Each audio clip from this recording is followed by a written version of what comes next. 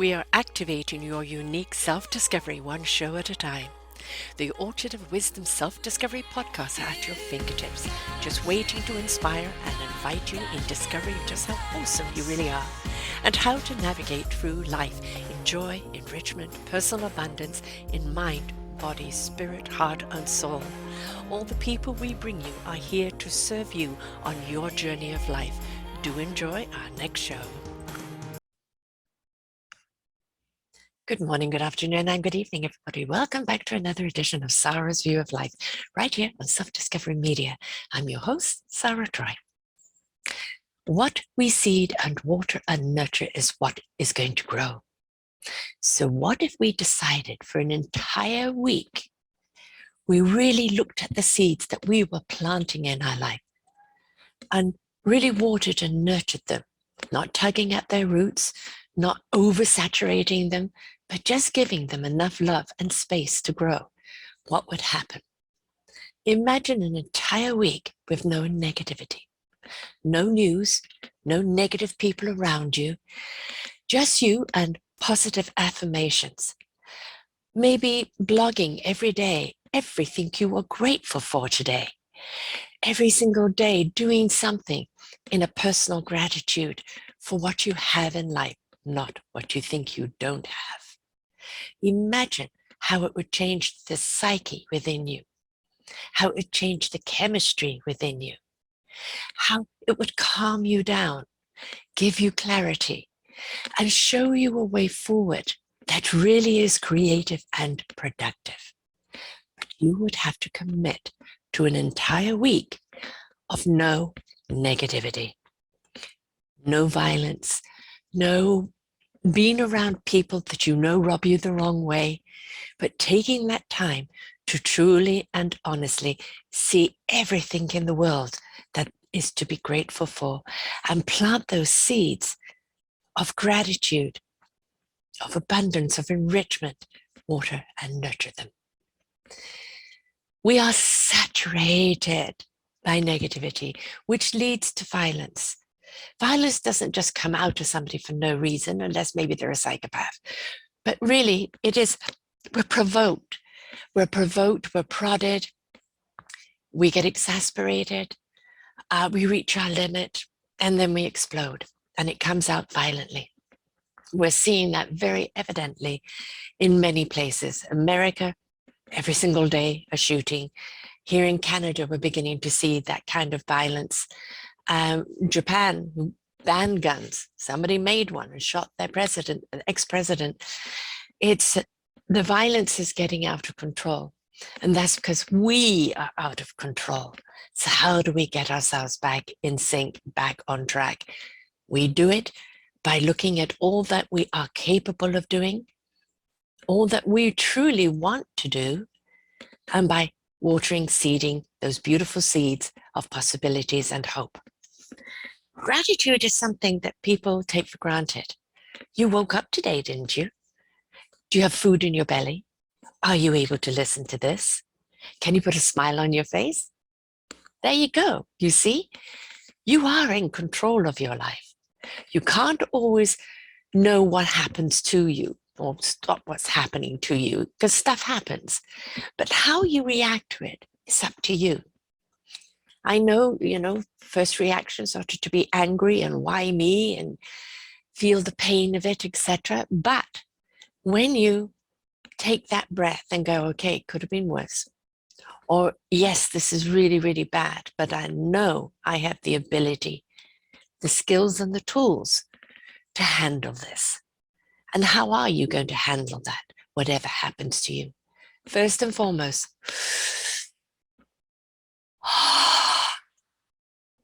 take a breath. Take 3 deep breaths.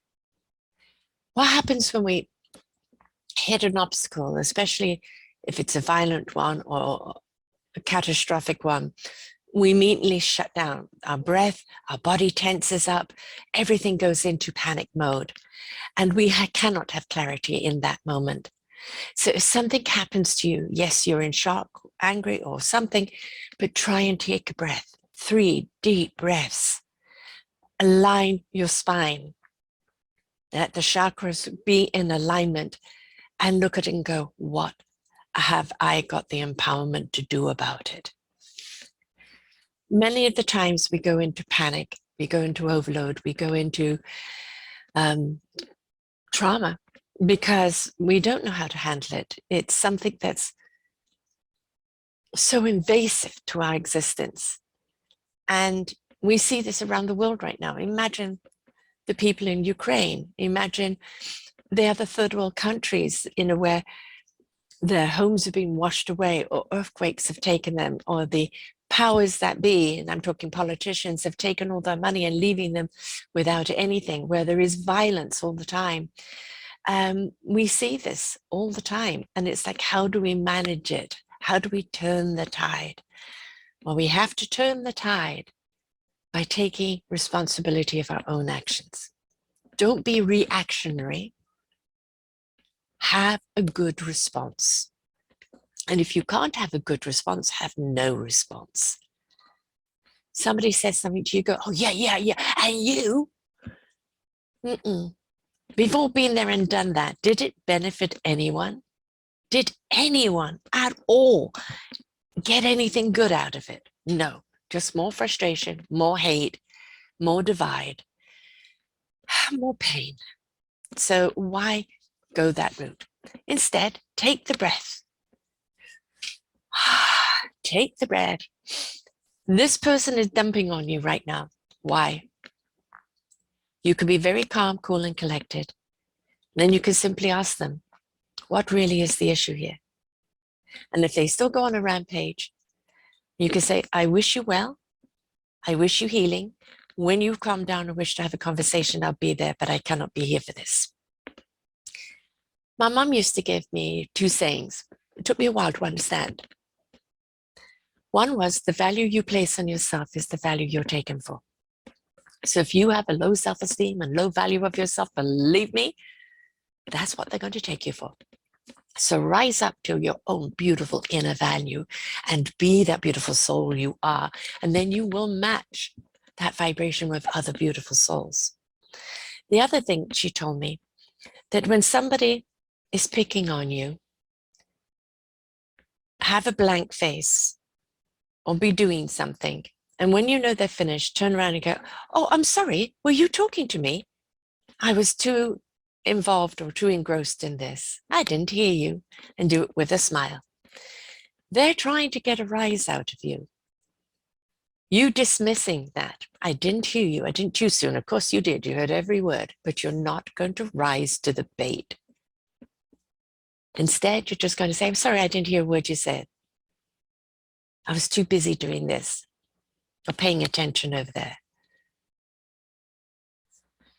I had to do that a lot in my youth because I got picked on a great deal. Being asthmatic, not being able to do some of the things the other kids could do, just being different altogether, being that spiritual person, it always put a target on my back. And I did use many a time when people were picking on me, I put a blank stare on my face. I could even be looking at them with a blank stare. And when they were all finished, kind of come into focus and say, oh, I'm sorry, I was tuned out. Were you speaking to me? It infuriated them. It infuriated them that they thought that I hadn't heard. It infuriated them that they didn't get a rise out of me.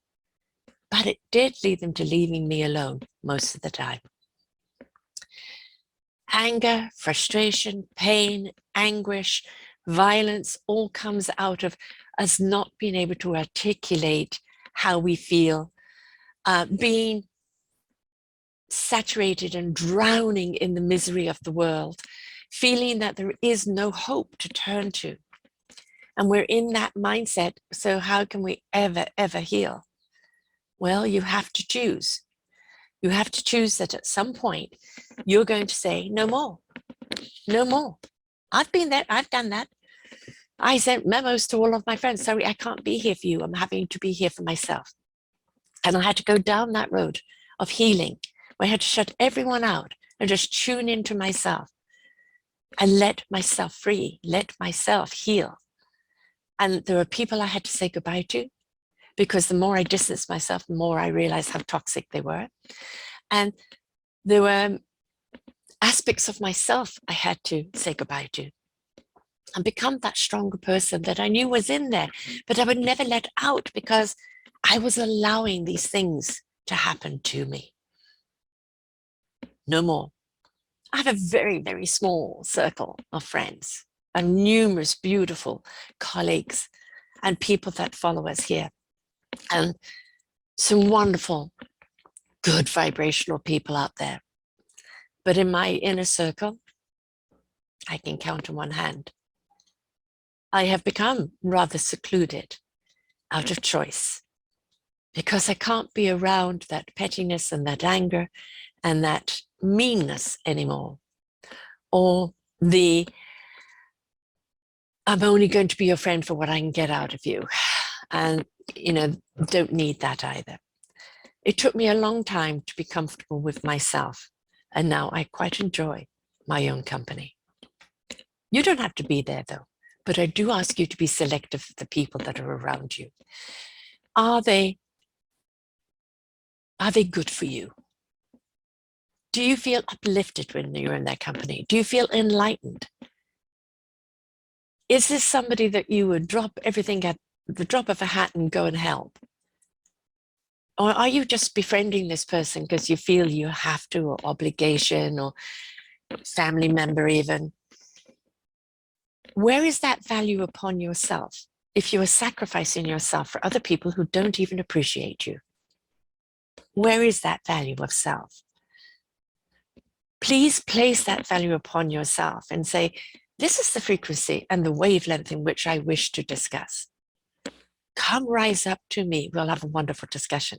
I'm not coming back down there. If people still wish to wallow and swallow the misery of the world and make no effort to come out of it, then what can we do? Now, I know there's a great deal of mental health disorder going on right now. I have an entire series, Mental Health Awareness, where we discuss many mental aspects, and anxiety and depression are very, very high right now. So what are we going to do about it? Well, anxiety and depression is the overload of bad negativity. It literally shatters your nerve endings. It shatters the core of you. You go down that rabbit hole and it's so hard to come back out. So you literally need the ray of sunshine. You need the uplifting music. You need the people around you that are filled with joy. You need to change your mindset, your eyeset, into seeing all the beauty, not the destruction and the misery. It requires us to change our focus, to redirect in a different direction that serves our beautiful psyche and calms us down, erases the anxiety, removes the depression, and allows us to be meaningful and purposeful and move forward in that gratitude and that light of knowing there are better days. I am not talking at the top of my head. I have been there many times. Depression has been one of my followers since I don't know when. Anxiety I've dealt with my entire life. But at some point I had to take charge and I had to say no more. And I had to find the instruments that helped me. Yes, certain medications, lots of various nutritionals, yes. But music for me is the thing that resets me. I never know what music is going to do it. Sometimes I just go to YouTube and start playing and there'll be something there that goes in and resets me. We have to understand that music is a frequency and various tones can match the tones in your body and reset that equilibrium. That's why music is so utterly healing. But it could be that you are an energetic person. That swim in water, that conduit of that water is so healing. Going for a mountain climb, being at the top of the mountain and just seeing the beauty of the world around you, walking in the forest and allowing the trees to speak to you, because believe me, they do. All those things you can do in nature that could be a part of the healing process. But it does mean you've got to participate in your own life. You've got to say no more negativity. You've got to say, I am going to seek the things that are going to bring joy to me. It is very important that you take charge of your own life. And if at the present moment you feel, I just don't know how, then I ask you to listen to these shows we've put together where we do talk about the problems. And we do talk about the solutions, excuse me. There is always an answer, folks. We've just got to be prepared to listen, to apply, and to give it our all. Do you want to stay in that frantic, anxious, depressive, angry state of being? Because it eats you up from the inside out. It devours you until you've become a miserable, violent, bitter, horrible, glum human being. And we see that all too much. There are so many people that only feel good when they're putting somebody else down. Only feel good when they can talk about the misery, and their misery is more than everybody else's. They don't want to take responsibility, accountability for their own life. They don't want help to come back up into the light and be that ray of sunshine for someone else. They like being miserable. They like being destructive. We can't do anything for those people, not until they, of free will, decide they've had enough. And very often, they get so caught up in that rabbit hole, they have no way out. Please don't be one of them. There are various nutritions like B12, taken 3 or 4 times a week, or maybe even initially every day, and then 3 or 4 times a week after that. That helps you. The vitamin D with magnesium at night is wonderful. It's really good for your body. It helps you sleep. Various other nutritions, MSM, I take quite a number of nutritionals to help me. I do have an antidepressant that I take. It's a very low dose. I take it when that rabbit hole is beginning to open and the music's not doing it. And that's very rare that I need to take that. But every now and again, there's a surge of pain and anguish out there in the world that I can't deal with. And I need help, and it just helps me get through. But also, as I said, music.